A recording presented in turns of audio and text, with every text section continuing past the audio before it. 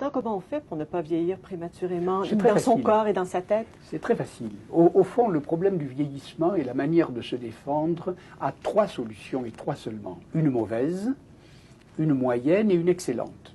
Il se trouve que l'excellente est complètement oubliée. Il y a une mauvaise solution, c'est ce qu'on pourrait appeler les cosmétiques. On peut arranger les choses, avoir un faux nez, avoir des faux seins, etc. Ça, c'est la plus mauvaise des solutions parce qu'elle ne marche jamais. Et pourtant, c'est celle la plus répandue. Elle ne marche jamais.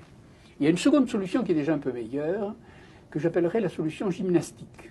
C'est-à-dire continuer à faire de l'exercice, ce qu'il faut, continuer à... Ce matin, je suis allé marcher 2 heures sur le Mont-Royal, c'était tellement merveilleux avant le lever du soleil. Il faut faire de l'exercice, et lorsqu'un médecin vous dit, pour ne pas vieillir, faites de l'exercice, tout le monde les croit, et ils ont raison. Mais ça a des limites. Je ne peux pas, à 60 ans, sauter 1,80 m en hauteur. Beau m'entraîner, je n'y arriverai pas. Et la troisième solution, qui est complètement oubliée, que personne ne pratique, et qui est pourtant de loin la meilleure, c'est la suivante. Elle est intellectuelle. Si un médecin vous disait un jour, si vous voulez ne pas vieillir, vous devez tous les jours faire de l'exercice physique, mais aussi un exercice un peu intellectuel. Lisez quelque chose d'un peu plus difficile que ce que vous arrivez à comprendre. Alors, votre intellect est toujours éveillé et la véritable jeunesse passe par l'esprit.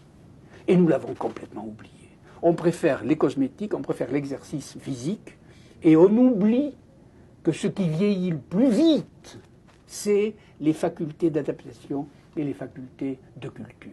Pourquoi on a oublié ça, d'après vous? Eh bien parce que nous croyons qu'en achetant quelque chose, ça dispense d'un effort. Ce n'est pas vrai. L'effort intellectuel, l'effort de compréhension, si on l'oublie, on est un vieillard à 30 ans, on est un vieillard à 25 ans, on est un vieillard à 40 ans. Tandis que essayer de comprendre une chose difficile, essayer de se réadapter à un monde inattendu ou imprévisible pour vous, est la véritable solution. Et ça, personne ne le dit jamais. Mais êtes-vous du genre à faire des problèmes de mathématiques pour vous détendre? Ce n'est pas du tout ça. On me dit souvent, vos livres sont un peu difficiles. Alors je leur réponds, lisez mes livres. Lisez mes livres, vous allez voir. Vous allez avoir dès la difficulté à lire la première page, la deuxième, la troisième, etc. Puis le simple effort va vous faire rentrer dans un autre monde, mais vous-même, vous en gagnerez un extraordinaire bénéfice. Est-ce que c'est pour ça que vous écrivez de cette façon-là? Je connais des grands vieillards de 85, 90 ans, etc., qui ont l'œil brillant, etc., qui sont beaucoup plus jeunes que beaucoup de mes collègues de 25 ans, qui déjà ont laissé tomber toute activité intellectuelle ou toute activité de réadaptation et qui ne veulent pas comprendre les choses difficiles.